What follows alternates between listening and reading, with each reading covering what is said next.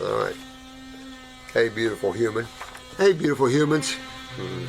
I stopped taking my high blood pressure meds 2 weeks ago as I heard how bad they are for me, and my blood pressure was still high, so they were not working. I think I read this one anyway.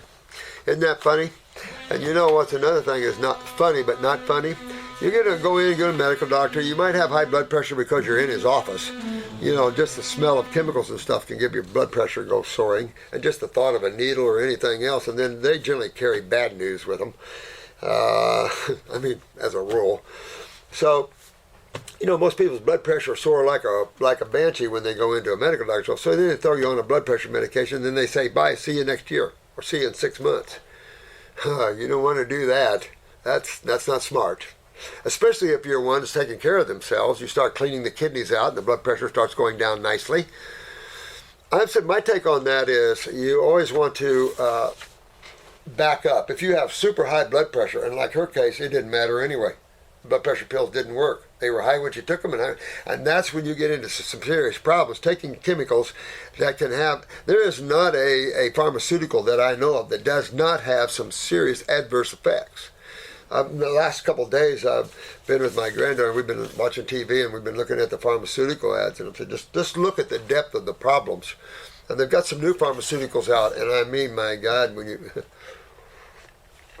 and they're getting real tricky in how they articulate the symptoms or the side effects, so be careful there.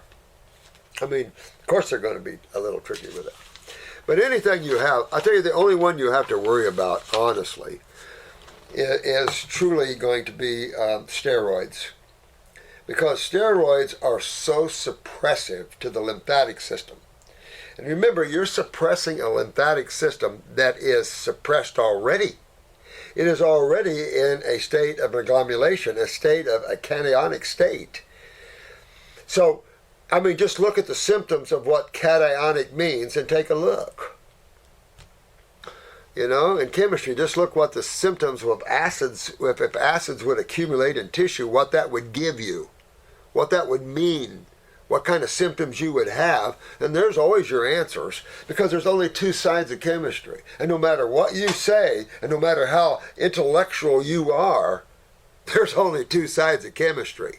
And if you're looking into the nano levels and you forget that, or you're working in these theories, I was talking this morning to someone about how science is, generally pharmaceutical science though.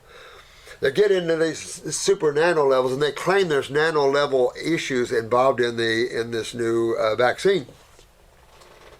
So all these nano levels, who, in my opinion, is they don't even know what subatomic is hardly, let alone nano or subnano. I mean, you can't even see these levels hardly. And it's like, to make some type of theory out of that is ridiculous, number one. You can only report what you see, especially in these levels like that. But you can always forget the overriding principle of the guy driving the horses, right? The team of horses, or the Wells Fargo stagecoach, right? The guy driving is directing the pathways of chemistry here and everything else. And there's basically one driver. If I reduce that down, I'm going to say you. But if I expand it the other way, who am I going to say? So you can drop off the blood pressure medication. If none of them's working, why use it anyway? But remember, blood pressure is kidney adrenals. Bottom kidneys, top adrenals. It's just how they are in the body. Oh, similarities everywhere. Interesting.